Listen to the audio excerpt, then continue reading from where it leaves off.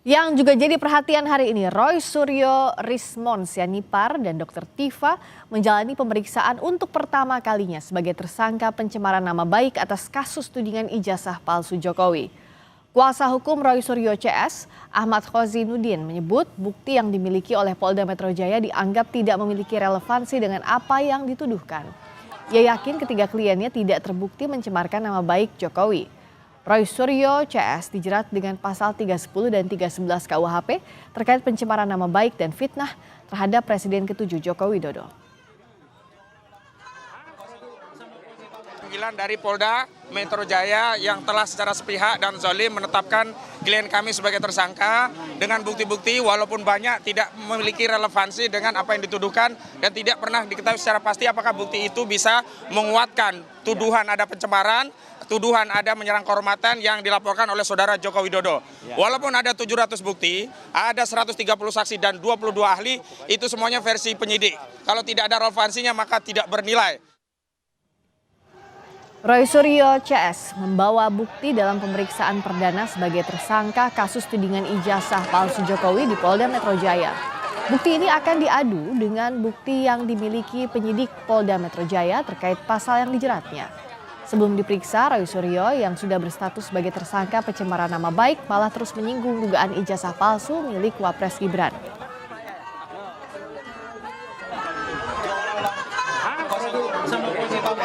Utamanya adalah apa? Yang telah menggunakan segala cara, menggunakan segala daya, termasuk adalah penggunaan ijazah palsu yang kemudian tidak berani terbongkar sampai dengan sekarang. Dan kami ini juga untuk menegakkan kebenaran. Saya, Dr. Rismon dan Dr. Tifa itu sudah merencanakan akan menerbitkan buku yang kedua. Buku yang kedua judulnya ada Gibran Black Paper. Dan itu terbukti dengan saya pulang minggu yang lalu dari Sydney dan membuktikan bahwa Gibran memang tidak punya ijazah SMA. Ya, SMA-nya tidak hanya SMA luar negeri, tapi bahkan kalau diserahkan dalam negeri. Dan ini yang semakin buat panik dan kemudian justru ini adalah langkah kita untuk semakin menegakkan kebenaran. Saya kira itu dan nanti Dr. Rismon akan menunjukkan apa yang sudah kami rencanakan. Soal hasil pemeriksaan perdana terhadap Roy Suryo dan kawan-kawan sebagai tersangka pencemaran nama baik di balik kasus tudingan ijazah palsu Jokowi ini kita akan tanyakan kepada jurnalis Kompas TV Fedriska Ananda dan Ganiar Febrian yang melaporkan langsung dari Mapolda Metro Jaya. Saya melihat di belakang Anda tampaknya akan ada persiapan konferensi pers, betulkah ini berkaitan langsung dengan pemeriksaan Roy? Lalu untuk konfirmasi lagi soal penahanan, apakah ada kemungkinan penahanan terhadap Roy Suryo dan kawan-kawan soal kasus ini? Rizka. Ya, Tifal, terkait dengan rencana konferensi pers yang akan dilakukan ini, kami belum mendapatkan informasi ini sebetulnya terkait apa. Apakah ini terkait dengan pemeriksaan Roy Suryo dan juga kawan-kawan ataupun mengenai dengan isu-isu lain.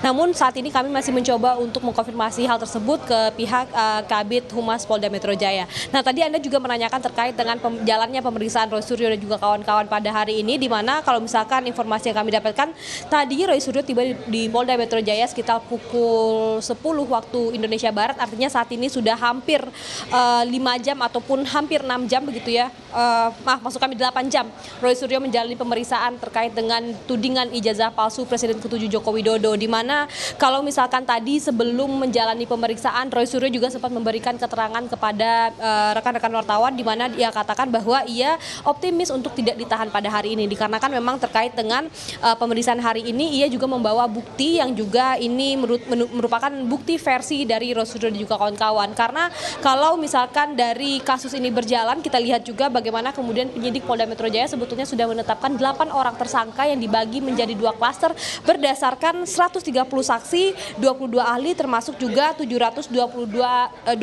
barang bukti yang kemudian akhirnya menetapkan Roy Suryo dan juga kawan-kawan untuk menjadi tersangka. Nah, apakah hari ini Roy Suryo akan ditahan oleh penyidik Polda Metro Jaya? Kami juga masih menanti terkait hal tersebut. Namun kalau misalkan kemarin kita juga ketahui bahwa dari salah seorang pelapor terkait dengan tudingan ijazah palsu Presiden Jokowi, yakni Ade Darmawan, yang mengatakan bahwa ia memohon kepada Polda Metro Jaya untuk segera melakukan penahanan terhadap Roy Suryo. Namun hal ini tidak bisa serta-merta dilakukan karena ini mengacu pada pasal 19 ayat 2 KUHP yang mengatakan bahwa penangkapan ataupun penahanan paksa ini dapat dilakukan apabila yang tersebut mangkir 2 kali. Jadi artinya pada hari ini Roy Suryo dapat kooperatif. Kita akan melihat bagaimana kemudian hasil pemeriksaan hari ini nanti. Tifal. Tapi sesungguhnya di awal mungkin saat Anda berbincang mungkin dengan penasihat hukum Roy Suryo dan kawan-kawan, sesiap apa kalau membaca potensi ada penahanan itu, dan adakah peluang dari tim Roy Suryo Charity ini melakukan pra-peradilan? Ya, terkait dengan pra-peradilan sebetulnya ini merupakan hak dari tersangka begitu ya. Namun kami juga belum mendapatkan informasi pasti apakah nanti pihak dari Roy Suryo ini akan melakukan pra-peradilan atau tidak. Karena tadi juga disampaikan sebelum menjalani pemeriksaan pihak Roy Suryo ini optimis begitu terkait dengan pemeriksaan pada hari ini tidak akan berakhir dengan penahanan. Karena tadi saya sempat sebut bahwa memang dari pihak Roy Suryo ini kooperatif. Jadi artinya memang penahanan dapat dilakukan, ini merupakan kebijakan dari penyidik tersendiri. Apakah tersangka ini diduga dapat menghilangkan barang bukti ataupun bagaimana, sehingga memang perlu dilakukan penahanan.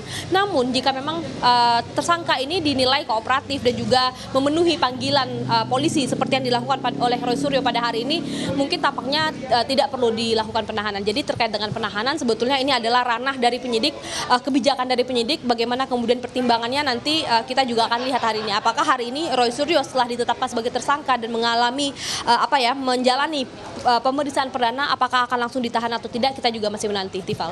Dari Mapolda Metro Jaya Jakarta Selatan, Fedriska Ananda dan Gahniar Febrian melaporkan. Terima kasih.